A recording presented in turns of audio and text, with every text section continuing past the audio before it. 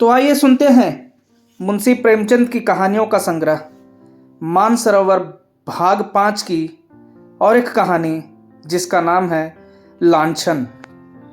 मुंशी श्याम किशोर के द्वार पर मुन्नू मेहतर ने झाड़ू लगाई, गुसलखाना धो धो कर साफ किया और तब द्वार पर आकर गृहिणी से बोला, माँ जी देख लीजिए, सब साफ कर दिया, आज कुछ खाने को मिल जाए सरकार। देवरानी ने द्वार पर आकर कहा, अभी तो तुम्हें महीना पाए 10 दिन भी नहीं हुए, फिर इतनी जल्द मांगने लगे। मुन्नू, क्या करूं माँ जी, खर्च नहीं चलता, अकेला आदमी, घर देखूं कि काम करूं। देवी, तो ब्याह क्यों नहीं कर लेते। मुन्नू, रुपए मांगते हैं सरकार, यहां खाने से ही नहीं बचता, थैली कहां से लाऊं। देवी, अभी तो तुम जवान हो, कब तक अकेले बैठे रहोगे। मुन्नू, हुजूर की इतनी निगाह है तो कहीं ना कहीं ठीक ही हो जाएगी, सरकार कुछ मदद करेंगी ना। देवी, हाँ हाँ, तुम ठीक ठाक करो, मुझसे जो कुछ हो सकेगा मैं दे दूंगी। मुन्नू, सरकार का मिजाज बड़ा अच्छा है, हुजूर इतना ख्याल करती हैं, दूसरे घरों में तो मालकिनें बात भी नहीं पूछती। सरकार को अल्लाह ने जैसी शकल सूरत दी है वैसा दिल भी दिया है। अल्लाह जानता है, हुजूर को देखकर भूख प्यास जाती रहती है। बड़े बड़े घर की औरतें देखी है, मुदा आपके तलवों की बराबरी भी नहीं कर सकती। देवी, चल झूठे, मैं ऐसी कौन खूबसूरत हूं। मुन्नू, अब सरकार से क्या कहूं, बड़ी बड़ी खतरानियों को देखता हूं, मगर गोरेपन के सिवा और कोई बात नहीं, उनमें यह नमक कहां सरकार। देवी, 1 रुपये में तुम्हारा काम चल जाएगा। मुन्नू, भला सरकार 2 रुपये तो दे दें। देवी, अच्छा यह लो और जाओ। मुन्नू, जाता हूं सरकार, आप नाराज ना हो तो एक बात पूछूं। देवी, क्या पूछते हो, पूछो, मगर जल्दी, मुझे चूल्हा जलाना है। मुन्नू, तो सरकार जाएं, फिर कभी कहूंगा। देवी, नहीं नहीं, कहो क्या बात है, अभी कुछ ऐसी जल्दी नहीं है। मुन्नू, दाल मंडी में सरकार के कोई रहते हैं क्या।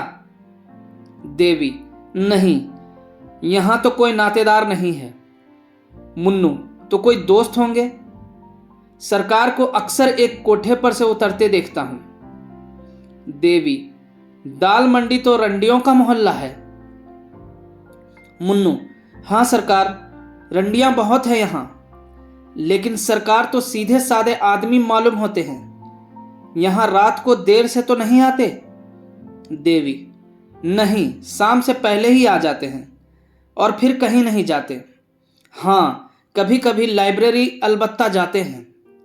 मुन्नू, बस बस यही बात है हुजूर, मौका मिले तो इशारे से समझा दीजिएगा सरकार कि रात को उधर ना जाएं। आदमी का दिल कितना ही साफ हो, लेकिन देखने वाले तो शक करने लगते हैं। इतने में ही बाबू स्वयं किशोर आ गए। मुन्नू ने उन्हें सलाम किया, बाल्टी उठाई और चलता हुआ। श्याम किशोरी ने पूछा, मुन्नू क्या कह रहा था। देवी, कुछ नहीं, अपने दुखड़े रो रहा था, खाने को मांगता था, 2 रुपये दे दिए हैं, बातचीत बड़े ढंग से करता है। श्याम, तुम्हें तो बातें करने का मरज है, और कोई नहीं तो मेहतर ही सही, इस भूतने से ना जाने तुम कैसे बात करती हो। देवी, मुझे उसकी सूरत लेकर क्या करना है, गरीब आदमी है, अपना दुख सुनाने लगता है तो कैसे ना सुनूं। बाबू साहब ने बेले का गजरा रुमाल से निकाल देवी के गले में डाल दिया, किंतु देवी के मुख पर प्रसन्नता का कोई चिन्ह न दिखाई दिया। तिरछी निगाहों देखकर बोली, आप आजकल दाल मंडी की सैर बहुत किया करते हैं। श्याम, कौन, मैं। देवी, जी हां, तुम, मुझसे तो लाइब्रेरी का बहाना करके जाते हो और वहां जलसे होते हैं। श्याम, बिल्कुल झूठ, 16 आने झूठ। तुमसे कौन कहता था? यही मुन्नू। देवी, मुन्नू ने मुझसे कुछ नहीं कहा, पर मुझे तुम्हारी टोह मिलती रहती है। श्याम, तुम मेरी टोह मत लिया करो। शक करने से आदमी शक्की हो जाता है और तब बड़े बड़े अनर्थ हो जाते हैं। भला मैं दाल मंडी क्यों जाने लगा? तुमसे बढ़कर दाल मंडी में और कौन है? मैं तुम्हारी इन मद भरी आंखों का आशिक हूं। अगर अप्सरा भी सामने आ जाए तो भी आंख उठाकर न देखूं। आज शारदा कहाँ है? देवी नीचे खेलने चली गई। श्याम, नीचे मत जाने दिया करो। इक्के मोटरें बग्घियां दौड़ती रहती हैं, ना जाने कब क्या हो जाए। आज ही अर्दली बाजार में एक वारदात हो गई। 3 लड़के एक साथ दब गए। देवी, 3 लड़के? बड़ा गजब हो गया। किसकी मोटर थी? श्याम, इसका अभी तक पता नहीं चला। ईश्वर जानता है। तुम्हें यह गजरा बहुत खिल रहा है। देवी मुस्कुराकर, चलो अब बातें ना बनाओ। तीसरे दिन मुन्नू ने देवी से कहा, सरकार, एक जगह सगाई ठीक हो रही है। देखिए, कॉल से फिर ना जाइएगा। मुझे आपका बड़ा भरोसा है। देवी, देख लिया औरत कैसी है? मुन्नू, सरकार जैसी तकदीर में है वैसी है। घर की रोटियां तो मिलेंगी, नहीं तो अपने हाथों ठोकना पड़ता था। हाँ, है क्या कि मिजाज की सीधी है। हमारे जात की औरतें बड़ी चंचल होती हैं हुजूर। सैकड़े पीछे एक भी पाक न मिलेगी। देवी, मेहतर लोग अपनी औरतों को कुछ कहते नहीं। मुन्नू, क्या कहें हुजूर? डरते हैं कि कहीं अपने आसना से चुगली खाकर हमारी नौकरी चाकरी न छुड़ा दे। मेहतरानियों पर बाबू साहबों की बहुत निगाह रहती है सरकार। देवी हंसकर, चल झूठे, बाबू साहबों की औरतें क्या मेहतरानियों से भी गई गुजरी होती हैं? मुन्नू, अब सरकार कुछ न कहलाएं। हुजूर को छोड़कर और तो कोई ऐसी बबुआइन नहीं देखता जिसका कोई बखान करे। बहुत ही छोटा आदमी हो सरकार, पर बबुआइनों की तरह मेरी औरत होती तो उससे बोलने को जी न चाहता। हुजूर के चेहरे मोहरे की कोई औरत मैंने तो नहीं देखी। देवी, चल झूठे, इतनी खुशामद करना किससे सीखा? मुन्नू, खुशामद नहीं करता सरकार, सच्ची बात कहता हूं। हुजूर एक दिन खिड़की के सामने खड़ी थी। रजा मियाँ की निगाह आप पर पड़ गई। जूते की बड़ी दुकान है उनकी। अल्लाह ने जैसे धन दिया है वैसे ही दिल भी। आपको देखते ही आंखें नीची कर ली। आज बातों बातों में हुजूर की शकल सूरत को सराहने लगे। मैंने कहा, जैसी सूरत है वैसा सरकार को अल्लाह ने दिल भी दिया है। देवी, अच्छा, वह लंबा सा सांवले रंग का जवान है? मुन्नू, हाँ हुजूर वही। मुझसे कहने लगे कि किसी तरह एक बार फिर उन्हें देख पाता, लेकिन मैंने डांट कर कहा, खबरदार मियाँ, जो मुझसे ऐसी बातें की वहां तुम्हारी दाल न गलेगी। देवी, तुमने बहुत अच्छा किया। निगोड़े की आंख फूट जाए, जब इधर से जाता है खिड़की की ओर उसकी निगाह रहती है। कह देना इधर भूल कर भी ना ताके। मुन्नू, कह दिया है हुजूर।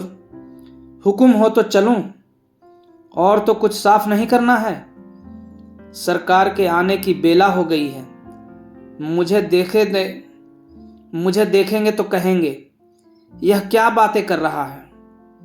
देवी, ये रोटियां लेते जाओ, आज चूल्हे से बच जाओगे। मुन्नू, अल्लाह हुजूर को सलामत रखे। मेरा तो यही जी चाहता है कि इसी दरवाजे पर पड़ा रहूं और एक टुकड़ा खा लिया करूं। सच कहता हूं, हुजूर को देखकर भूख प्यास जाती रहती है। मुन्नू जा ही रहा था कि बाबू श्याम किशोर ऊपर आ पहुंचे। मुन्नू की पिछली बात उनके कान में पड़ गई थी। मुन्नू ज्यों ही नीचे गया, बाबू साहब देवी से बोले, मैंने तुमसे कह दिया था कि मुन्नू को मुंह न लगाओ, पर तुमने मेरी बात ना मानी।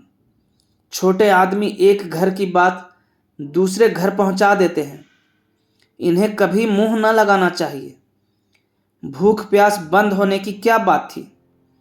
देवी, क्या जाने भूख प्यास कैसी, ऐसी तो कोई बात न थी। श्याम, थी क्यों नहीं, मैंने साफ सुना। देवी, मुझे तो ख्याल नहीं आता, होगी कोई बात। मैं कौन उसकी सब बातें बैठी सुना करती हूं।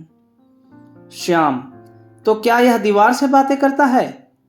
देखो, नीचे एक आदमी इस खिड़की की तरफ ताकता चला जाता है। इसी मोहल्ले का मुसलमान का लौंडा है, जूते की दुकान करता है। तुम क्यों इस खिड़की पर खड़ी रहा करती हो? देवी, चिक तो पड़ी हुई है। श्याम, चिक के पास खड़ी होने से बाहर का आदमी तुम्हें साफ देख सकता है। देवी, यह मुझे मालूम न था, अब कभी खिड़की खोलूंगी ही नहीं। श्याम, हाँ, फायदा क्या, मुन्नू को अंदर मत आने दिया करो। देवी, गुसल खाना कौन साफ करेगा? श्याम, खैर आए, मगर उससे बातें न करनी चाहिए। आज एक नया थिएटर आया है, चलो देख आए। सुना है इसके एक्टर बहुत अच्छे हैं। इतने में शारदा नीचे से मिठाई का दोना लिए दौड़ती हुई आई। देवी ने पूछा, अरे यह मिठाई किसने दी? शारदा, राजा भैया ने तो दी है, कहते थे तुमको अच्छे अच्छे खिलौने ला दूंगा। श्यामा, राजा भैया कौन है? शारदा, वही तो है जो अभी इधर से गए हैं। श्याम, वही तो नहीं जो लंबा सा सांवले रंग का आदमी है?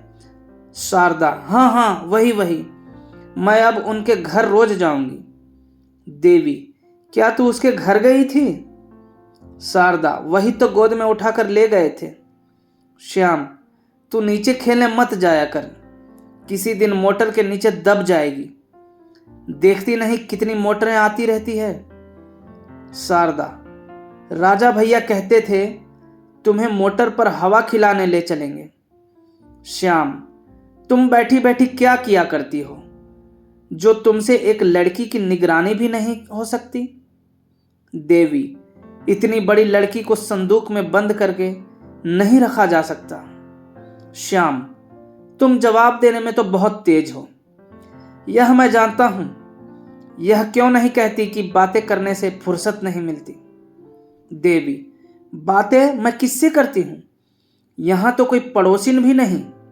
श्याम, मुन्नू तो है ही। देवी ओठ दबाकर, मुन्नू क्या मेरा कोई सगा है जिससे बैठी बातें किया करती हूं? गरीब आदमी है, अपना दुख रोता है तो क्या कह दूं, मुझसे तो दुत्कारते नहीं बनता। श्याम, खैर खाना बना लो, 9 बजे तमाशा शुरू हो जाएगा, 7 बज गए हैं। देवी, तुम जाओ देख आओ, मैं ना जाऊंगी। श्याम, तुम ही तो महीनों से तमाशे की रट लगाए हुई थी, अब क्या हो गया? क्या तुमने कसम खा ली है कि यह जो बातें कहे वह कभी ना मानूंगी? देवी, जाने क्यों तुम्हारे ऐसे ख्याल है, मैं तो तुम्हारी इच्छा पाकर ही कोई काम करती हूँ। मेरे जाने से कुछ और पैसे खर्च हो जाएंगे और रुपए कम पड़ जाएंगे तो तुम मेरी जान खाने लगोगे। यही सोचकर मैंने कहा था, अब तुम कहते हो तो चली चलूंगी। तमाशा देखना किसे बुरा लगता है? 9 बजे श्याम किशोर एक तांगे पर बैठकर देवी और शारदा के साथ थिएटर देखने चले। सड़क पर थोड़ी ही दूर गए थे कि पीछे से एक और तांगा आ पहुंचा। इस पर राजा बैठा हुआ था और उसके बगल में बैठा था मुन्नू मेहतर। जो बाबू साहब के घर में सफाई करता था। देवी ने उन दोनों को देखते ही सिर झुका लिया। उसे आश्चर्य हुआ कि राजा और मुन्नू में इतनी गाढ़ी मित्रता है कि राजा उसे तांगे पर बैठाकर सैर कराने ले जाता है। शारदा राजा को देखते ही बोल उठी, बाबूजी देखो, वह राजा भैया आ रहे हैं, ताली बजाकर। राजा भैया, इधर देख, हम लोग तमाशा देखने जा रहे हैं। राजा ने मुस्कुरा दिया, मगर बाबू साहब मारे क्रोध के तिलमिला उठे। उन्हें ऐसा मालूम हुआ कि ये दुष्ट केवल मेरा पीछा करने के लिए आ रहे हैं। इन दोनों में जरूर साठगांठ है, नहीं तो राजा मुन्नू को साथ क्यों लेता। उनसे पीछा छुड़ाने के लिए उन्होंने तांगे वाले से कहा, और तेज ले चलो, देर हो रही है। तांगा तेज हो गया। राजा ने भी अपना तांगा तेज किया। बाबू साहब ने जब तांगे को धीमा करने को कहा तो राजा का तांगा भी धीमा हो गया। आखिर बाबू साहब ने झुंझुला कर कहा, तुम तांगे को छावनी की ओर ले चलो, हम थिएटर देखने नहीं जाएंगे। तांगे वाले ने उनकी ओर कुतूहल से देखा और तांगा फेर दिया। राजा का तांगा भी फिर गया। बाबू साहब को इतना क्रोध आ रहा था कि राजा को ललकारूं, पर डरते थे कि कहीं झगड़ा हो गया तो बहुत से आदमी जमा हो जाएंगे और व्यर्थ ही झेप होगी। लहू का घूंट पीकर रह गए। अपनी ही ऊपर झुंझलाने लगे कि नाहक आया। क्या जानता था कि ये दोनों शैतान सिर पर सवार हो जाएंगे। मुन्नू को तो कल ही निकाल दूंगा। बारे राजा का तांगा कुछ दूर चलकर दूसरी तरफ मुड़ गया और बाबू साहब का क्रोध कुछ शांत हुआ, किंतु अब थिएटर जाने का समय न था। छावनी से घर लौट आए। देवी ने कोठे पर आकर कहा, मुफ्त में तांगे वाले को 2 रुपए देने पड़े। श्याम किशोर ने उसकी ओर रक्त शोषक दृष्टि से देखकर कहा, और मुन्नू से बातें करो और खिड़की पर खड़ी हो होकर राजा को छवि दिखाओ। तुम ना जाने क्या करने पर तुली हुई हो। देवी, ऐसी बातें मुंह से निकालते तुम्हें शर्म नहीं आती? तुम मेरा व्यर्थ ही अपमान करते हो। इसका फल अच्छा ना होगा। मैं किसी मर्द को तुम्हारे पैरों की धूल के बराबर भी नहीं समझती। उस अभागे मेहतर की क्या हकीकत है? तुम मुझे इतनी नीच समझते हो? श्याम, नहीं, मैं तुम्हें इतनी नीच नहीं समझता, मगर बेसमझ जरूर समझता हूं। तुम्हें इस बदमाश को कभी मुंह न लगाना चाहिए था। अब तो तुम्हें मालूम हो गया कि वह छटा हुआ सौदा है, या अब भी कुछ शक है? देवी, मैं उसे कल ही निकाल दूंगी।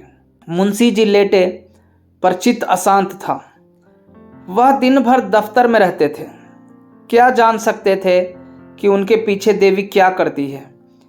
वह यह जानते थे कि देवी पतिव्रता है, पर यह भी जानते थे कि अपनी छवि दिखाने का सुंदरियों को मरज होता है।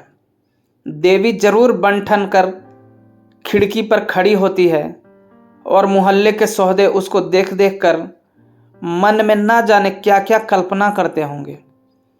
इस व्यापार को बंद करना उन्हें अपने काबू से बाहर मालूम होता था। सौदे वशीकरण की कला में निपुण होते हैं। ईश्वर ना करे इन बदमाशों की निगाह किसी भले घर की बहू बेटी पर पड़े। इनसे पिंड कैसे छुड़ाऊं? बहुत सोचने के बाद अंत में उन्होंने वह मकान छोड़ देने का निश्चय किया। इसके सिवा उन्हें दूसरा कोई उपाय ना सूझा। देवी से बोले, कहो तो यह घर छोड़ दूं? इन सौदों के बीच में रहने से आबरू बिगड़ने का भय है। देवी जी ने आपत्ति के भाव से कहा, जैसी तुम्हारी इच्छा। श्याम, आखिर तुम ही कोई उपाय बताओ। देवी, मैं कौन सा उपाय बताऊं, और किस बात का उपाय? मुझे तो घर छोड़ने की कोई जरूरत नहीं मालूम होती। 1 2 नहीं, लाख 2 लाख सोहदे हों तो क्या, कुत्तों के भौंकने के भय से भला कोई अपना मकान छोड़ देता है? श्याम, कभी कभी कुत्ते काट भी लेते हैं। देवी ने इसका कोई जवाब न दिया और तर्क करने से पति की दुश्चिंताओं के बढ़ जाने का भय था। यह शक्की तो है ही, न जाने उसका क्या आशय समझ बैठे। तीसरे ही दिन श्याम बाबू ने वह मकान छोड़ दिया। इस नए मकान में आने के 1 सप्ताह पीछे एक दिन मुन्नू सिर में पट्टी बांध लाठी से टेकता हुआ आया और आवाज दी। देवी। देवी उसकी आवाज पहचान गई, पर उसे दुत्कारा नहीं, जाकर किवाड़ खोल दिए। पुराने घर के समाचार जानने के लिए उसका चित्त लालायित हो रहा था। मुन्नू ने अंदर आकर कहा, सरकार, जब से आपने वह मकान छोड़ दिया, कसम ले लीजिए, जो उधर एक बार भी गया हूं, उस घर को देखकर रोना आने लगता है। मेरा भी जी चाहता है कि इसी मोहल्ले में आऊं, पागलों की तरह इधर उधर मारा मारा फिरा करता हूं। सरकार, किसी काम में जी नहीं लगता, बस हर घड़ी आप ही की याद आती रहती है। हुजूर जितनी परवरिश करती थी उतनी अब कौन करेगा। यह मकान तो बहुत छोटा है। देवी, तुम्हारे ही कारण तो वह मकान छोड़ना पड़ा। मुन्नू, मेरे कारण? मुझसे कौन सी खता हुई सरकार?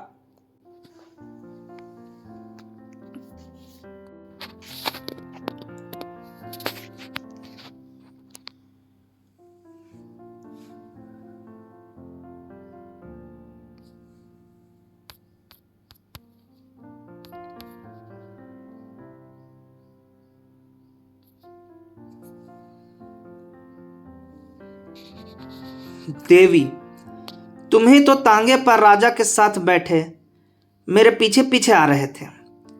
ऐसे आदमी पर आदमी का शक होता ही है। मुन्नू, अरे सरकार, उस दिन की बात न पूछिए। राजा मियाँ को एक वकील साहब से मिलने जाना था। वह छावनी में रहते थे। मुझे भी साथ बिठा लिया। उनका साइस कहीं गया हुआ था। मारे लिहाज के आपके तांगे के आगे ना निकलते थे। सरकार उसे सोहदा कहती हैं। उसका सब भला आदमी मोहल्ले भर में नहीं है। 5 वक्त की नमाज पढ़ता है हुजूर, 30 रोजे रखता है। घर में बीवी बच्चे सभी मौजूद हैं। क्या मजाल की किसी पर बदनिगाह हो। देवी, खैर होगा, तुम्हारे सिर में पट्टी क्यों बंधी है? मुन्नू, इसका माजरा ना पूछिए हुजूर। आपकी बुराई करते किसी को देखता हूं तो बदन में आग लग जाती है। दरवाजे पर जो हलवाई रहता था कहने लगा, मेरे कुछ पैसे बाबूजी पर आते हैं। मैंने कहा, वह ऐसे आदमी नहीं है कि तुम्हारे पैसे हजम कर जाते। बस हुजूर, इसी बात पर तकरार हो गई। मैं तो दुकान के नीचे नाली धो रहा था।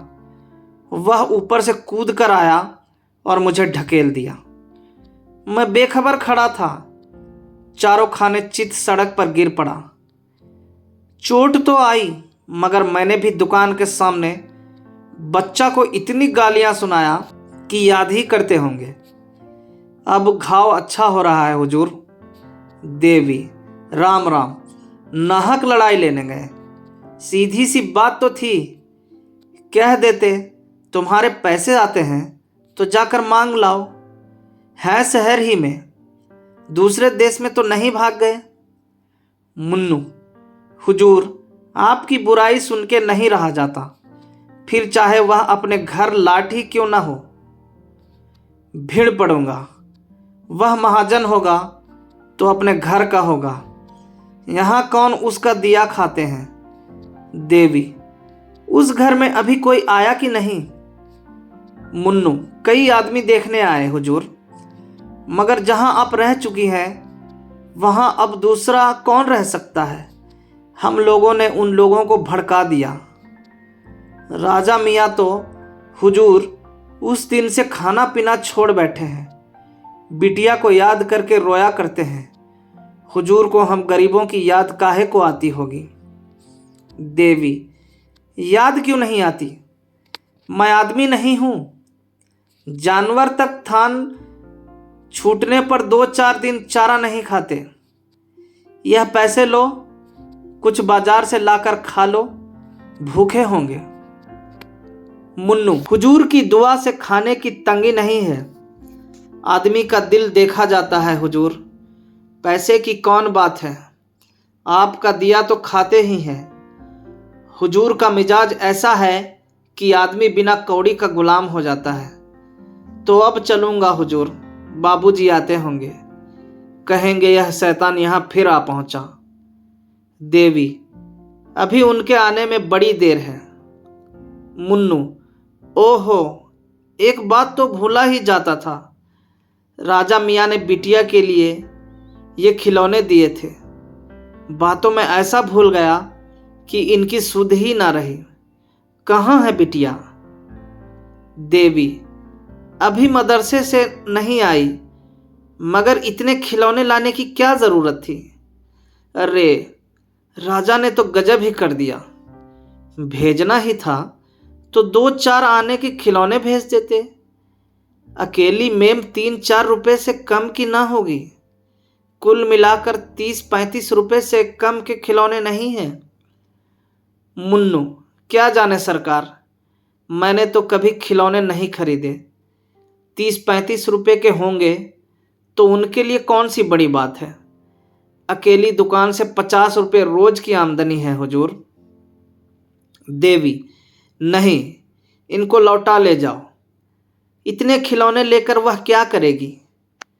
मैं सिर्फ एक मेम रखे लेती हूँ।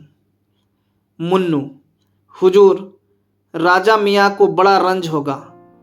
मुझे तो जीता ही नहीं छोड़ेंगे। बड़े ही मोहब्बती आदमी हैं हुजूर। बीवी 2-4 दिन के लिए मैके चली जाती है तो बेचैन हो जाते हैं। सहसा शारदा पाठशाला से आ गई और खिलौने देखते ही उस पर टूट पड़ी। देवी ने डांट कर कहा, क्या करती है, क्या करती है? मेम ले ले, और सब लेकर क्या करेगी? शारदा, मैं तो सब लूंगी। मेम को मोटर पर बैठाकर दौड़ाऊंगी, कुत्ता पीछे पीछे दौड़ेगा। इन बर्तनों में गुड़िया के खाने बनाऊंगी। कहाँ से आए हैं अम्मा, बता दो। देवी, कहीं से नहीं आए, मैंने देखने को मंगवाए थे। तू इनमें से कोई एक ले ले। शारदा, मैं सब ले लूंगी मेरी अम्मा, सब ले लीजिए ना। कौन लाया है अम्मा? देवी, मुन्नू, तुम खिलौने लेकर जाओ, सिर्फ एक मेम रहने दो। शारदा, कहाँ से लाए हो मुन्नू, बता दो। मुन्नू, तुम्हारे राजा भैया ने तुम्हारे लिए भेजे हैं। शारदा, राजा भैया ने भेजे हैं? ओहो, नाच कर, राजा भैया बड़े अच्छे हैं। कल अपनी सहेलियों को दिखाऊंगी, किसी के पास ऐसे खिलौने ना निकलेंगे। देवी, अच्छा मुन्नू, तुम अब जाओ। राजा मियाँ से कह देना फिर यहाँ खिलौने ना भेजें। मुन्नू चला गया तो देवी ने शारदा से कहा, ला बेटी, तेरे खिलौने रख दूं। बाबूजी देखेंगे तो बिगड़ेंगे और कहेंगे कि राजा मियाँ के खिलौने क्यों लिए, तोड़ तोड़ कर फेंक देंगे। भूल कर भी उनसे खिलौने की चर्चा न करना। शारदा, हाँ अम्मा, रख दो, बाबूजी तोड़ देंगे। देवी, उनसे कभी मत कहना कि राजा भैया ने खिलौने भेजे हैं, नहीं तो बाबूजी राजा भैया को मारेंगे और तुम्हारे कान भी काट लेंगे। कहेंगे लड़की भिखमंगी है, सबसे खिलौने मांगते फिरती है। शारदा, हाँ अम्मा, रख दो, बाबूजी तोड़ देंगे। इतने में बाबू श्याम किशोर भी दफ्तर से आ गए। भौहें चढ़ी हुई थी। आते ही बोले, वह शैतान मुन्नू इस मोहल्ले में भी आने लगा। मैंने आज उसे देखा। क्या यहाँ भी आया था? देवी ने हिचकिचाते हुए कहा, हाँ आया तो था श्याम, और तुमने आने दिया? मैंने मना न किया था कि उसे कभी अंदर कदम न रखने देना। देवी आकर द्वार खटखटाने लगा तो क्या करती? श्याम, उसके साथ वह सौदा भी रहा होगा। देवी, उसके साथ और कोई नहीं था। श्याम, तुमने आज भी न कहा होगा यहां मत आया कर। देवी, मुझे तो इतना ख्याल न रहा, और अब वह यहां क्या करने आएगा? श्याम, जो करने आज आया था वही करने फिर आएगा। तुम मेरे मुंह में कालिख लगाने पर तुली हो। देवी ने क्रोध से ऐंठ कर कहा, मुझसे तुम ऐसी ऊटपटांग बातें मत किया करो, समझ गए? तुम्हें ऐसी बातें मुंह से निकालते शर्म भी नहीं आती। एक बार पहले भी तुमने कुछ ऐसी ही बातें कही थी, आज फिर तुम वही बातें कर रहे हो। अगर तीसरी बार ये शब्द मैंने सुने तो नतीजा बुरा होगा, इतना कह देती हूं। तुमने मुझे कोई वैश्या समझ लिया है? श्याम, मैं नहीं चाहता कि वह मेरे घर आए। देवी, तो मना क्यों नहीं कर देते? मैं तुम्हें रोकती हूं। श्याम, तुम क्यों नहीं मना कर देती? देवी, तुम्हें कहते क्या शर्म आती है? श्याम, मेरा मना करना व्यर्थ है। मेरे मना करने पर भी तुम्हारी इच्छा पाकर उसका आना जाना होता रहेगा। देवी ने ओंठ चबाकर कहा, अच्छा, अगर वह आता ही रहे तो क्या हानि है? मेहतर सभी घरों में आया जाया करते हैं। श्याम, अगर मैंने मुन्नू को कभी अपने द्वार पर फिर देखा तो तुम्हारी कुशल नहीं, इतना समझाया देता हूं। यह कहते हुए श्याम किशोर नीचे चले गए और देवी स्तंभित खड़ी रह गई। तब उसका हृदय इस अपमान, लांछन और अविश्वास के आघात से पीड़ित हो उठा। वह फूट फूट कर रोने लगी। उसको सबसे बड़ी चोट जिस बात से लगी वह यह थी कि मेरे पति मुझे इतनी नीच, इतनी निर्लज्ज समझते हैं। जो काम वेश्या भी न करेगी उसका संदेह मुझ पर कर रहे हैं। श्याम किशोर के आते ही शारदा अपने खिलौने उठाकर भाग गई थी कि कहीं बाबूजी तोड़ न डाले। नीचे जाकर वह सोचने लगी कि इन्हें कहाँ छिपा कर रखूं। वह इसी सोच में थी कि उसकी एक सहेली आंगन में आ गई। शारदा उसे अपने खिलौने दिखाने के लिए आतुर हो गई। इस प्रलोभन को वह किसी तरह ना रोक सकी। अभी तो बाबूजी ऊपर है, कौन इतनी जल्दी आए जाते हैं। तब तक क्यों ना सहेली को अपने खिलौने दिखा दूं। उसने सहेली को बुला लिया और दोनों नए खिलौने देखने में मग्न हो गईं कि बाबू श्याम किशोर के नीचे आने की भी उन्हें खबर न हुई। श्याम किशोर खिलौने देखते ही झपट कर शारदा के पास जा पहुंचे और पूछा, तूने ये खिलौने कहाँ पाए? शारदा की घिघी बंध गई, मारे भय के थरथर कांपने लगी। मुंह से एक शब्द भी ना निकला। श्याम किशोर ने फिर गरज कर पूछा, बोलती क्यों नहीं? तुझे किसने खिलौने दिए? शारदा रोने लगी। तब श्याम किशोर ने उसे फुसला कर कहा, रो मत, हम तुझे मारेंगे नहीं। तुझसे इतना ही पूछते हैं, तूने ऐसे सुंदर खिलौने कहाँ पाए? इस तरह 2-4 बार दिलासा देने से शारदा को कुछ धैर्य बंधा। उसने सारी कथा सुनाई।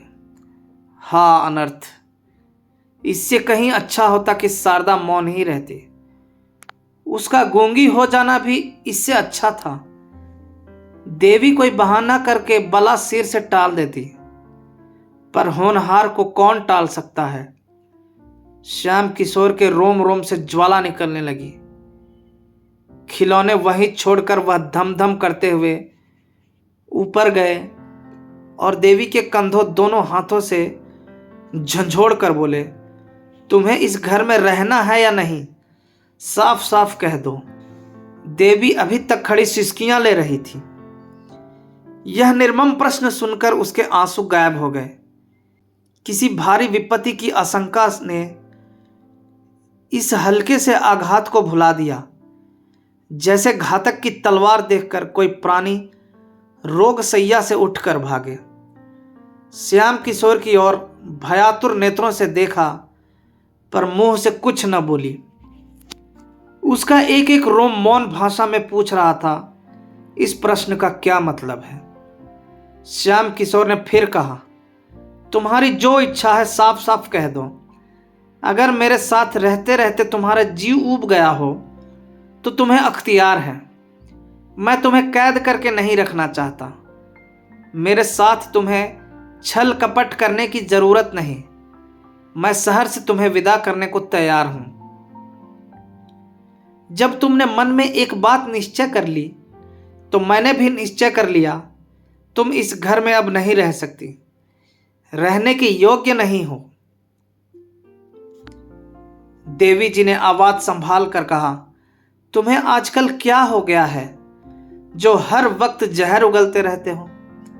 अगर मुझसे जी ऊब गया है तो जहर दे दो। जला जलाकर क्यों जान मारते हो? मेहतर से बातें करना तो ऐसा अपराध न था। जब उसने आकर पुकारा तो मैंने द्वार खोल दिया। अगर मैं जानती कि जरा सी बात का बतंगड़ हो जाएगा तो उसे दूर ही से दुत्कार देती। श्याम, जी चाहता है तालू से जवान खींच लूं। बातें होने लगी, इशारे होने लगे, तोहफे आने लगे। अब बाकी क्या रहा? देवी, क्यों नाहक घाव पर नमक छिड़कते हो?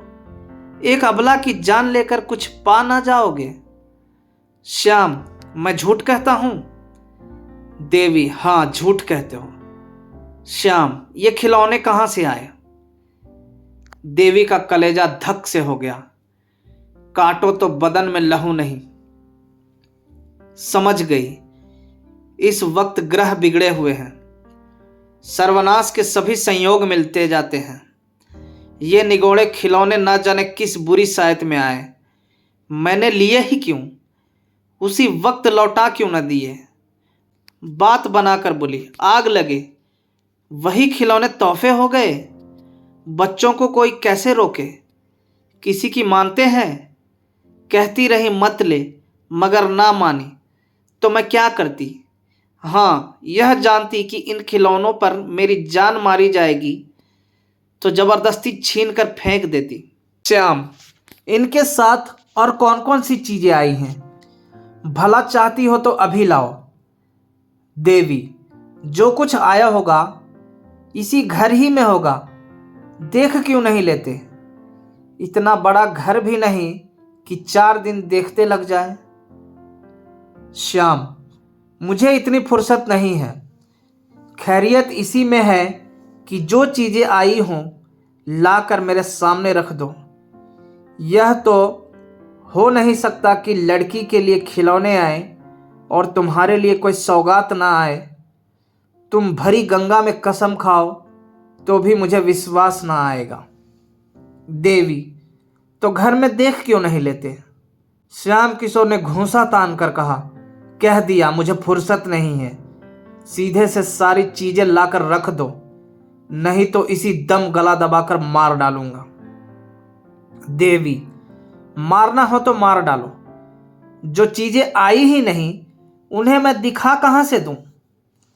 श्याम किशोर ने क्रोध से उन्मत्त होकर देवी को इतनी जोर से धक्का दिया कि चारों खाने चित जमीन पर गिर पड़ी। तब उसके गले पर हाथ रखकर बोले, दबा दूं गला?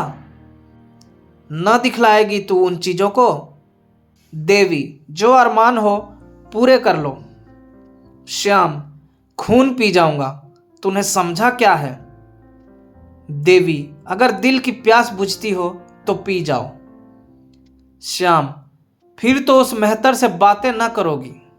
अगर अब कभी मुन्नू या उस सौदे को द्वार पर देखा तो गला काट दूंगा। यह कहकर बाबूजी ने देवी को छोड़ दिया और बाहर चले गए। लेकिन देवी उसी दशा में बड़ी देर तक पड़ी रही। उसके मन में इस समय पति प्रेम की मर्यादा रक्षा का लेश भी न था। उसका अंतःकरण प्रतिकार के लिए विकल हो रहा था। इस वक्त अगर वह सुनती कि श्याम किशोर को किसी ने बाजार में जूते से पीटा तो कदाचित वह खुश होती। कई दिनों तक पानी से भीगने के बाद आज यह झोंका पाकर प्रेम की दीवार भूमि पर गिर पड़ी और मान की रक्षा करने वाली कोई साधना न रही। आज केवल संकोच और लोक लाज की हल्की सी रस्सी रह गई है जो एक झटके में टूट सकती है। श्याम किशोर बाहर चले गए तो शारदा भी अपने खिलौने लिए हुए घर से बाहर निकली। बाबूजी खिलौनों को देखकर कुछ बोले नहीं तो अब उसे किसकी चिंता और किसका भय। अब वह क्यों न अपनी सहेलियों को खिलौने दिखाए। सड़क के उस पार एक हलवाई का मकान था। हलवाई की लड़की अपने द्वार पर खड़ी थी। शारदा उसे खिलौने दिखाने चली। बीच में सड़क थी। सवारी गाड़ियों और मोटरों का तांता बंधा हुआ। शारदा को अपनी धुन में किसी बात का ध्यान न रहा। बालोचित उत्सुकता से भरी हुई वह खिलौने लिए दौड़ी। वह क्या जानती थी कि मृत्यु भी उसी तरह प्राणों का खिलौना खेलने के लिए दौड़ी आ रही है। सामने एक मोटर आती हुई दिखाई दी। दूसरी ओर से एक बग्घी आ रही थी। शारदा ने चाहा दौड़कर उस पार निकल जाए। मोटर ने बिगुल बजाया। शारदा ने जोर मारा कि सामने से निकल जाए, पर होनहार को कौन टालता है। मोटर बालिका को रौंदती हुई चली गई। सड़क पर एक मांस की लोथ पड़ी रह गई। खिलौने ज्यों के त्यों थे, उनमें से एक भी न टूटा। खिलौने रह गए, खेलने वाला चला गया। दोनों में कौन स्थायी है और कौन अस्थायी, इसका फैसला कौन करे। चारों ओर से लोग दौड़ पड़े। अरे, यह तो बाबूजी की लड़की है जो ऊपर वाले मकान में रहते हैं। लोथ कौन उठाए। एक आदमी ने लपक कर द्वार पर पुकारा, बाबूजी, आपकी लड़की तो सड़क पर नहीं खेल रही थी, जरा नीचे तो आ जाइए। देवी ने छज्जे पर खड़े होकर सड़क की ओर देखा तो शारदा की लोथ पड़ी हुई थी। चीख मारकर बेतहाशा नीचे दौड़ी और सड़क पर आकर बालिका को गोद में उठा लिया। उसके पैर कांपने लगे। इस वज्रपात ने उसे स्तंभित कर दिया। रोना भी ना आया। मोहल्ले के कई आदमी पूछने लगे, बाबूजी कहाँ गए, उनको कैसे बुलाया जाए। देवी क्या जवाब देती। वह तो संज्ञाहीन हो गई थी। लड़की की लाश गोद में लिए उसके रक्त से अपने वस्त्रों को भिगोती आकाश की ओर ताक रही थी, मानो देवता से पूछ रही हो, क्या सारी विपत्तियां मुझी पर। अंधेरा होता जाता था, पर बाबूजी का पता नहीं। कुछ मालूम भी नहीं वह कहाँ गए हैं। धीरे धीरे 9 बजे, पर अब तक बाबूजी न लौटे। इतनी देर तक बाहर न रहते थे।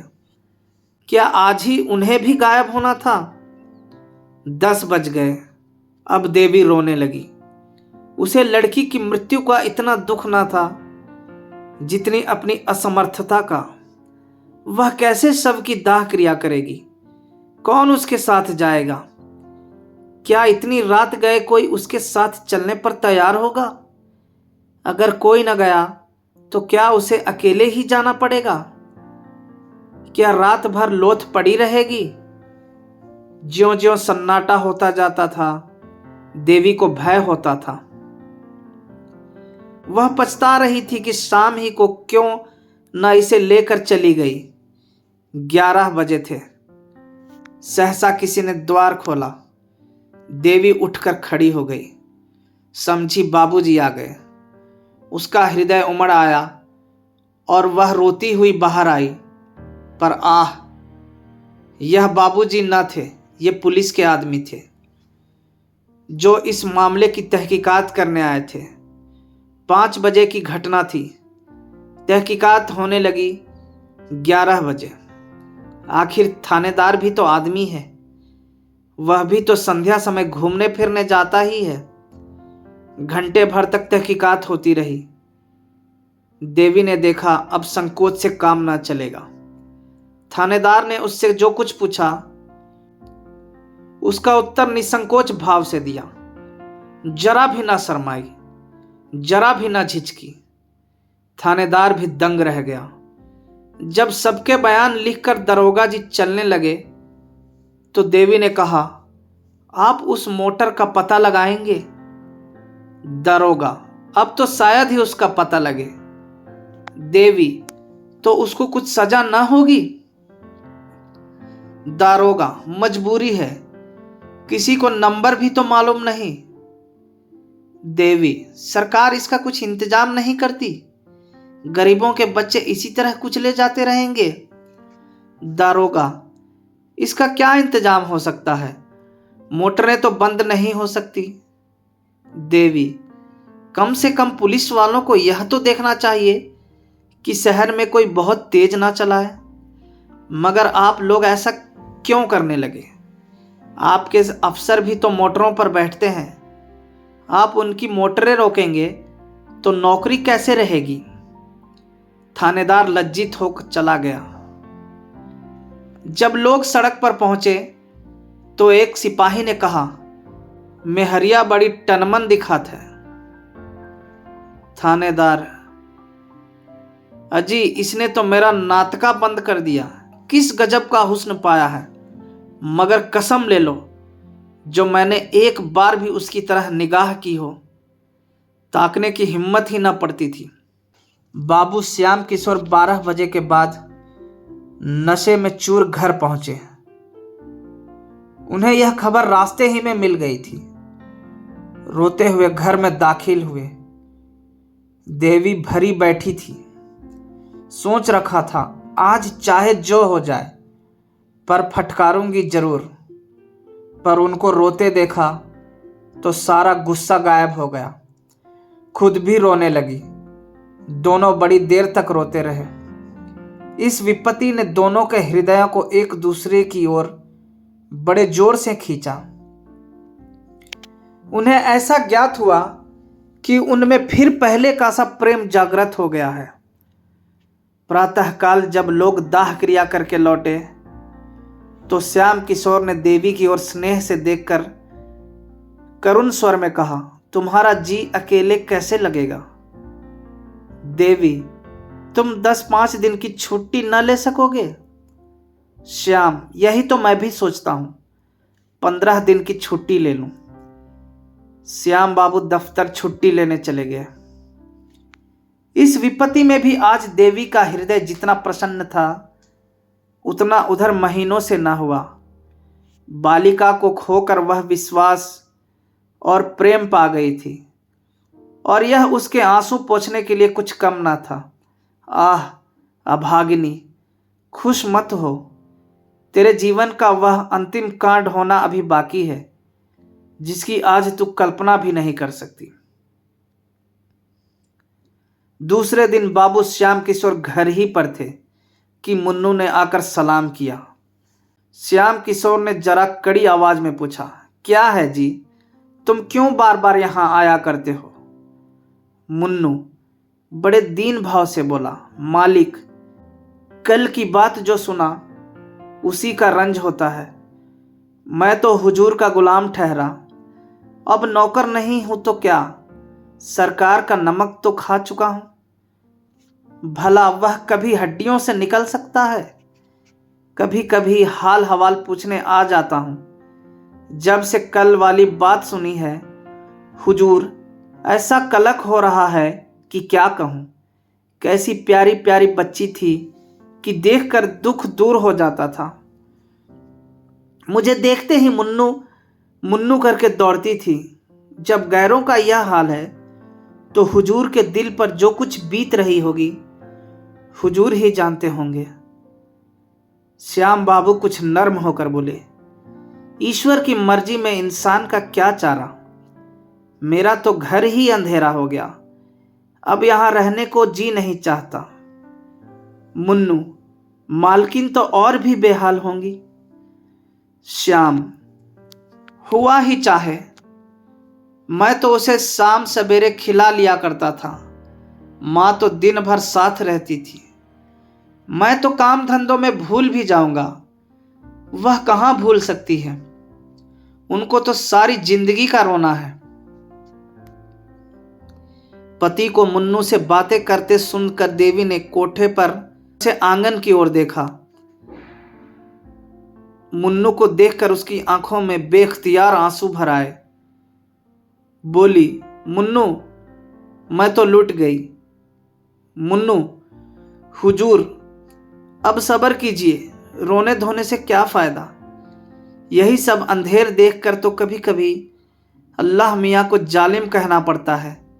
जो बेईमान है, दूसरों का गला काटते फिरते हैं, उनसे अल्लाह मियाँ भी डरते हैं। जो सीधे और सच्चे हैं, उन्हीं पर आफत आती है। मुन्नू देवी को दिलासा देता रहा। श्याम बाबू भी उसकी बातों का समर्थन करते जाते थे। जब वह चला गया तो बाबू साहब ने कहा, आदमी तो कुछ बुरा नहीं मालूम होता। देवी ने कहा, मोहब्बती आदमी है, रंज ना होता तो यहां क्यों आता। 15 दिन गुजर गए।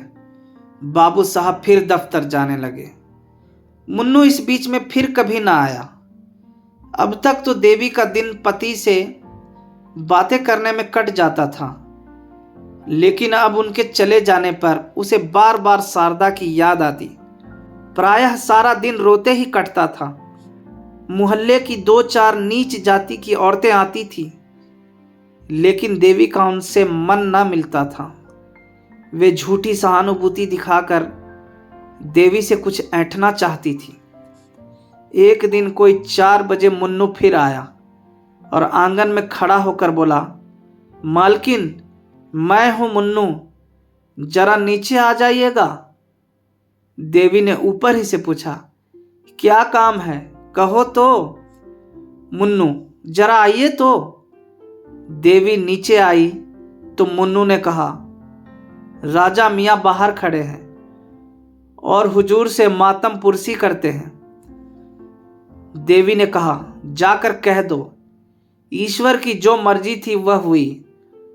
राजा दरवाजे पर खड़ा था। ये बातें उसने साफ सुनी।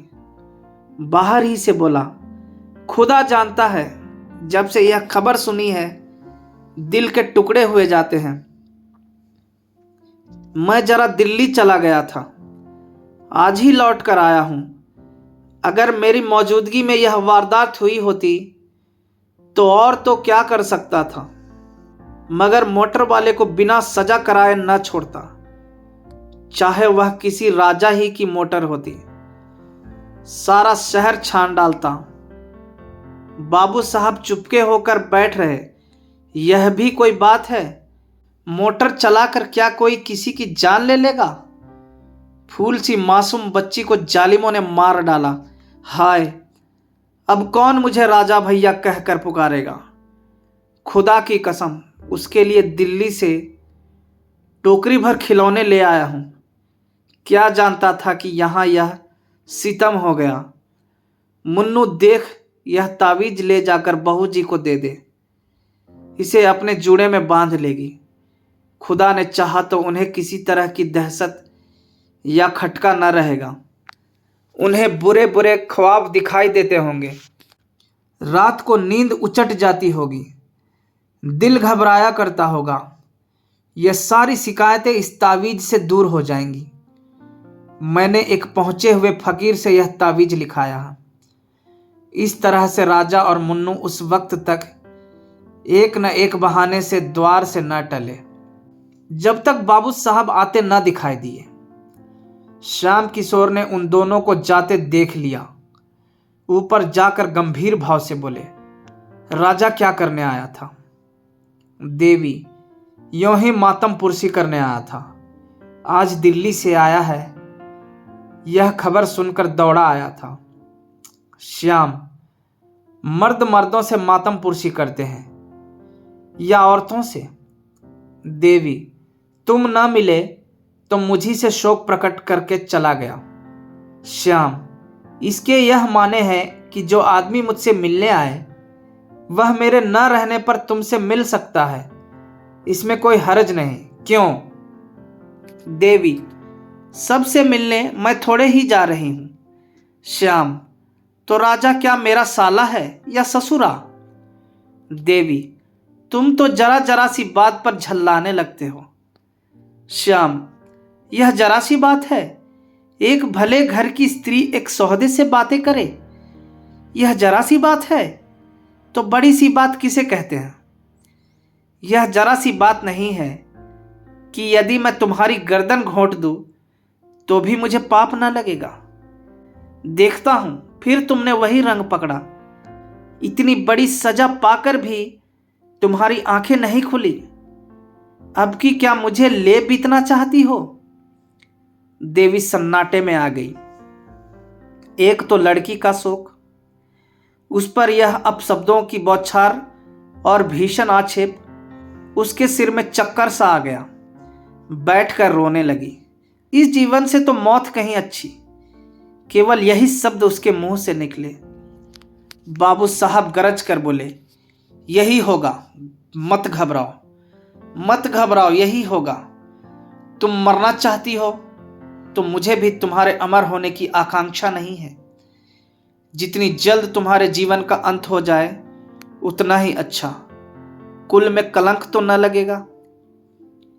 देवी ने सिसकियां लेते हुए कहा, क्यों एक अबला पर इतना अन्याय करते हो? तुम्हें जरा भी दया नहीं आती? श्याम, मैं कहता हूं चुप रह। देवी, क्यों चुप रहूं? क्या किसी की जबान बंद कर दोगे? श्याम, फिर बोले जाती है, मैं उठकर सिर तोड़ दूंगा। देवी, क्यों सिर तोड़ दोगे? कोई जबरदस्ती है? श्याम, अच्छा तो बुला, देखें तेरा कौन हिमायती है। यह कहते हुए बाबू साहब झल्ला कर उठे और देवी को कई थप्पड़ और घूंसे लगा दिए, मगर वह न रोई न चिल्लाई, न जबान से एक शब्द निकाला। केवल अर्थ शून्य नेत्रों से पति की ओर ताकती रही, मानो यह निश्चय करना चाहती थी कि यह आदमी है या कुछ और। जब श्याम किशोर मार पीट कर अलग खड़े हो गए तो देवी ने कहा, दिल के अरमान अभी ना निकले हों तो और निकाल लो, फिर शायद यह अवसर ना मिले। श्याम किशोर ने जवाब दिया, सिर काट लूंगा, सिर। तू है किस फेर में? यह कहते हुए नीचे चले गए। झटके के साथ किवाड़ खोले, धमाके के साथ बंद किए और कहीं चले गए। अब देवी की आंखों से आंसू की नदी बहने लगी। रात के 10 बज गए पर श्याम किशोर घर न लौटे। रोते रोते देवी की आंखें सूज आई।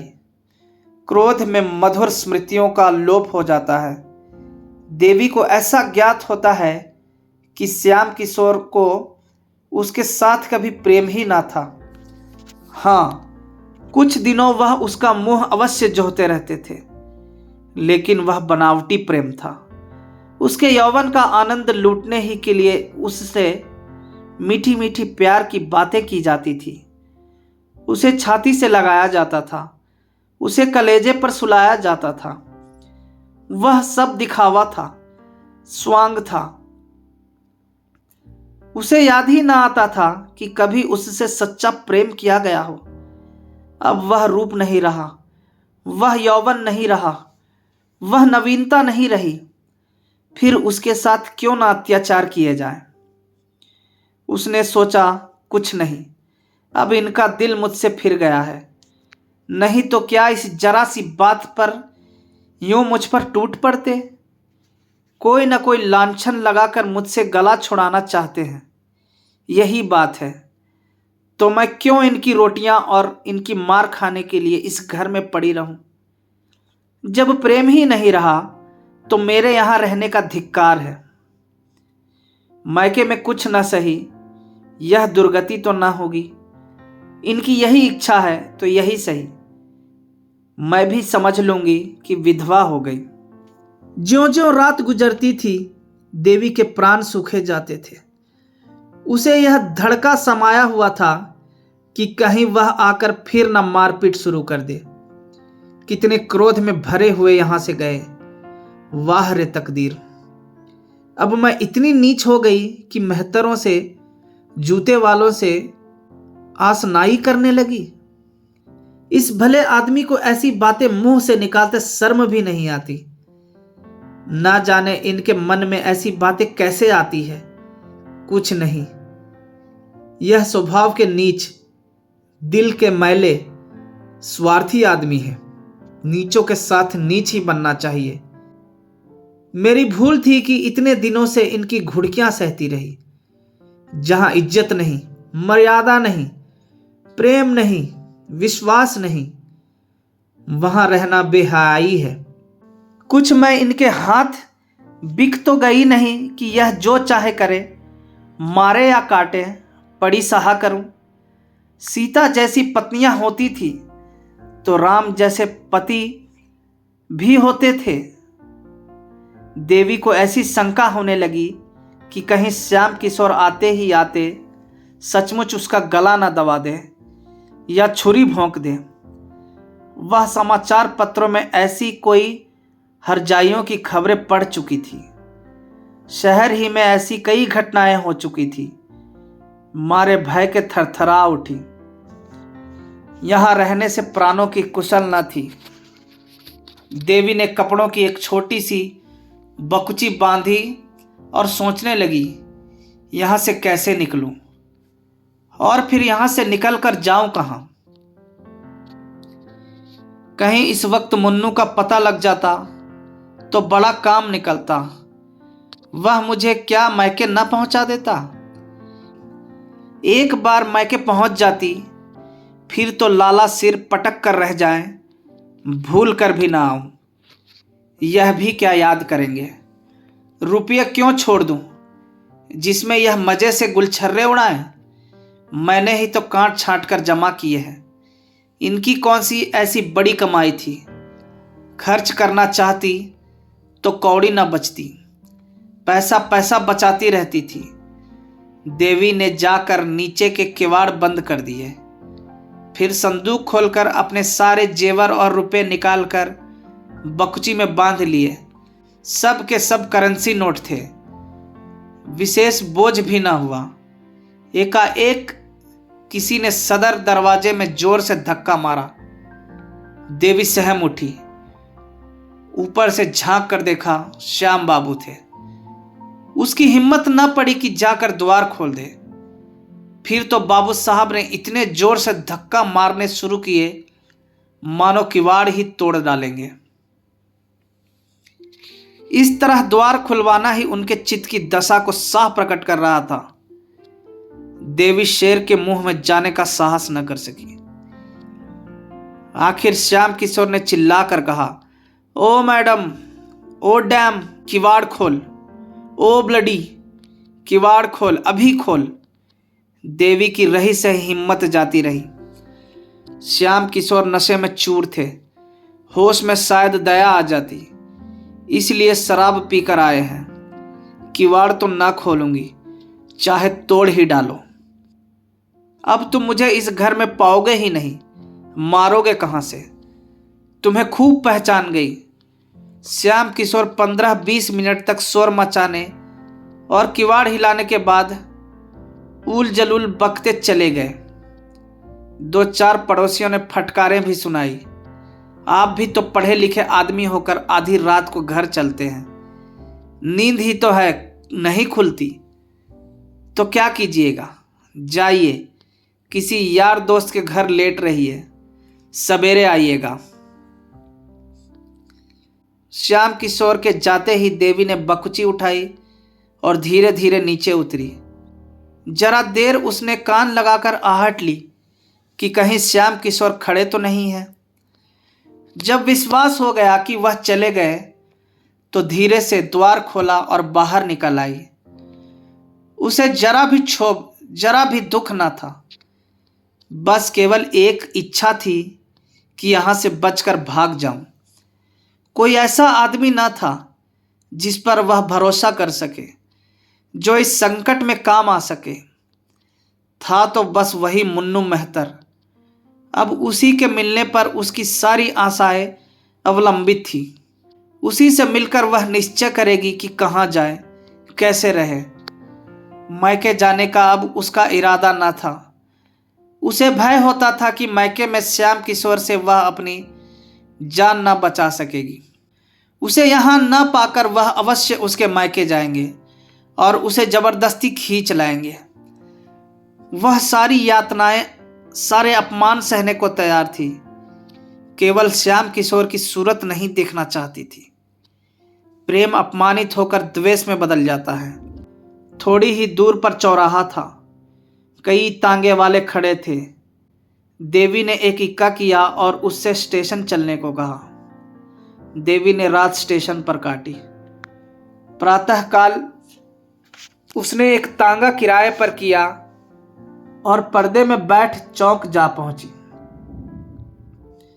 अभी दुकानें न खुली थी, लेकिन पूछने से राजा मियाँ का पता चल गया।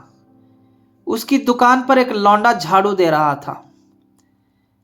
देवी ने उसे बुलाकर कहा, जाकर राजा मियाँ से कह दो कि शारदा की अम्मा तुमसे मिलने आई हैं। अभी चलिए। 10 मिनट में राजा और मुन्नू आ पहुंचे। देवी ने सजल नेत्र होकर कहा, तुम लोगों के पीछे मुझे घर छोड़ना पड़ा।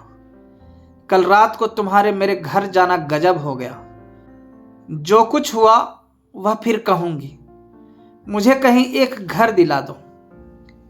घर ऐसा हो कि बाबू साहब को मेरा पता न मिले, नहीं तो वह मुझे जीती न छोड़ेंगे। राजा ने मुन्नू की ओर देखा, मानो कह रहा हो, देखो चाल कैसी ठीक थी। देवी से बोला, आप निशा खातिर रहें। ऐसा घर दिला दूंगा कि बाबू साहब के बाबा साहब को भी पता ना चलेगा। आपको किसी बात की तकलीफ ना होगी। हम आपके लिए पसीने की जगह खून बहा देंगे। सच पूछो तो बहू जी, बाबू साहब आपके लायक थे नहीं। मुन्नू, कहाँ की बात भैया, आप रानी होने लायक हैं। मैं मालकिन से कहता था कि बाबूजी को दाल मंडी की हवा लग गई है, पर आप मानती ही न थी। आज रात ही को मैंने गुलाब जान के कोठे पर से उतरते देखा। नशे में चूर थे। देवी, झूठी बात, उनकी यह आदत नहीं। गुस्सा उन्हें जरूर बहुत है और गुस्से में आकर उन्हें नेक बद कुछ नहीं सूझता, लेकिन निगाह के बुरे नहीं। मुन्नू, हुजूर मानती ही नहीं तो क्या करूं? अच्छा कभी दिखा दूंगा, तब तो मानिएगा। राजा, अबे दिखाना पीछे। इस वक्त आपको मेरे घर पहुंचा दे। ऊपर ले जाना, तब तक मैं एक मकान देखने जाता हूं। आपके लायक बहुत ही अच्छा है। देवी, तुम्हारे घर में बहुत सी औरतें होंगी। राजा, कोई नहीं है बहू जी, सिर्फ एक बुढ़िया मामी है। वह आपके लिए एक कहारिन बुला देगी। आपको किसी बात की तकलीफ ना होगी। मैं मकान देखने जा रहा हूं। देवी, जरा बाबू साहब की तरफ भी होते आना, देखना घर आए कि नहीं। राजा, बाबू साहब से तो मुझे चिढ़ हो गई है। शायद नजर में आ जाएं तो मेरी उनसे लड़ाई हो जाए। जो मर्द आप जैसी हुस्न की देवी की कदर नहीं कर सकता, वह आदमी नहीं। मुन्नू, बहुत ठीक कहते हो भैया। ऐसी शरीफ जादी को ना जाने किस मुंह से डांटते हैं। मुझे इतने दिन हुजूर की गुलामी करते हो गए, कभी एक बात ना कही। राजा मकान देखने गया और तांगा राजा के घर की तरफ चला। देवी के मन में इस समय एक शंका का आभास हुआ। कहीं ये दोनों सचमुच सोहदे तो नहीं हैं? लेकिन कैसे मालूम हो? यह सत्य है कि देवी ने जीवन पर्यंत के लिए स्वामी का परित्याग किया था, पर इतनी ही देर में उसे कुछ पश्चाताप होने लगा था। अकेली एक घर में कैसे रहेगी? बैठी बैठी क्या करेगी, यह कुछ उसकी समझ में ना आता था। उसने दिल में कहा, क्यों ना घर लौट चलूं। ईश्वर करे वह अभी घर ना आया हूं। मुन्नू से बोली, तुम जरा दौड़ कर देखो तो बाबूजी घर आए कि नहीं। मुन्नू, आप चलकर आराम से बैठे, मैं देख आता हूं। देवी, मैं अंदर ना जाऊंगी। मुन्नू, खुदा की कसम खा के कहता हूं घर बिल्कुल खाली है। आप हम लोगों पर शक करती हैं। हम वह लोग हैं कि आपका हुक्म पाए तो आग में कूद पड़े। देवी इक्के से उतरकर अंदर चली गई। चिड़िया एक बार पकड़ जाने पर भी फड़फड़ाई, किंतु पैरों में लाशा लगे होने के कारण उड़ न सकी और शिकारी ने उसे अपनी झोली में रख लिया। वह अभागिनी क्या फिर कभी आकाश में उड़ेगी? क्या फिर उसे डालियों पर चहकना नसीब होगा? श्याम किशोर सवेरे घर लौटे तो उनका चित्त शांत हो गया था। उन्हें शंका हो रही थी कि कदाचित देवी घर न होगी। द्वार के दोनों पट खुले देखे तो कलेजा सन्न से हो गया। इतने सवेरे किवाड़ों का खुला रहना अमंगल सूचक था। एक क्षण द्वार पर खड़े होकर अंदर की आहट ली, कोई आवाज न सुनाई दी। आंगन में गए, वहां भी सन्नाटा, ऊपर चारों तरफ सोना। घर काटने को दौड़ रहा था। श्याम किशोर ने अब जरा सतर्क होकर देखना शुरू किया। संदूक में रुपए नदारत, गहने का संदूक भी खाली। अब क्या भ्रम हो सकता था? कोई गंगा स्नान के लिए जाता है तो घर के रुपए नहीं उठा ले जाता। वह चली गई। अब इसमें लेस मात्र भी संदेह नहीं था। यह भी मालूम था कि वह कहां गई है। शायद इसी वक्त लपक कर जाने से वह वापस भी लाई जा सकती है, लेकिन दुनिया क्या कहेगी। श्याम किशोर ने अब चारपाई पर बैठकर ठंडे दिल से इस घटना की विवेचना करनी शुरू की। इसमें तो संदेह न था कि राजा और उसके पिट्ठू मुन्नो ने ही बहकाया है। आखिर बाबूजी का कर्तव्य क्या था? उन्होंने वह पुराना मकान छोड़ दिया, देवी को बार बार समझाया। इसके उपरांत वह क्या कर सकते थे? क्या मारना अनुचित था? अगर एक क्षण के लिए अनुचित ही मान लिया जाए तो क्या देवी को इसी तरह घर से निकल जाना चाहिए था? कोई दूसरी स्त्री जिसके हृदय में पहले ही से विष न भर गया हो, केवल मार खाकर घर से निकल जाती। अवश्य ही देवी का हृदय कलुषित हो गया है। बाबू साहब ने फिर सोचा, अभी जरा देर में महरी आएगी।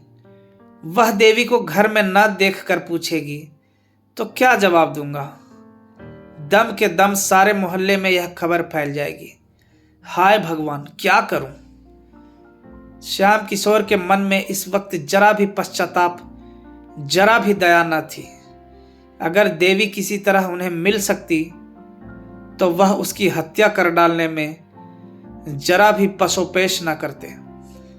उसका घर से निकल जाना, चाहे आवेश के सिवा उसका और कोई कारण ना हो, उनकी निगाह में अक्षम्य था। क्रोध बहुधा विरक्ति का रूप धारण कर लिया करता है। श्याम किशोर को संसार से घृणा हो गई। जब अपनी पत्नी ही दगा कर जाए तो किसी से क्या आशा की जाए?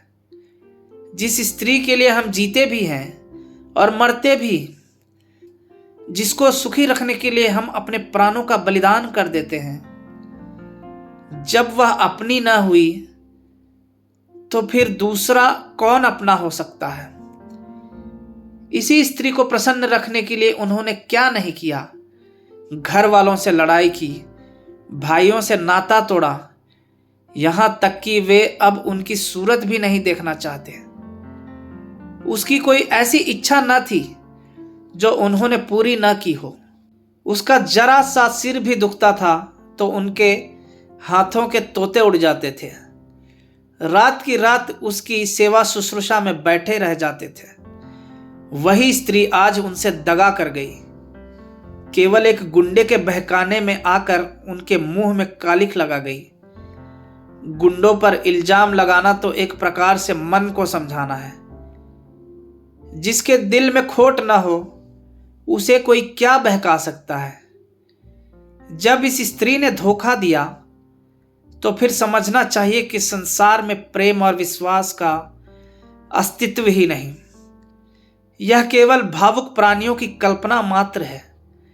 ऐसे संसार में रहकर दुख और दुराशा के सिवा और क्या मिलता है।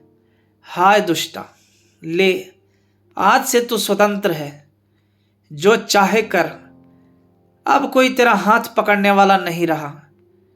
जिसे तू प्रियतम कहते नहीं थकती थी, उसके साथ तूने यह कुटिल व्यवहार किया। चाहूं तो तुझे अदालत में घसीट कर इस पाप का दंड दे सकता हूं, मगर क्या फायदा। इसका फल तुझे ईश्वर देंगे।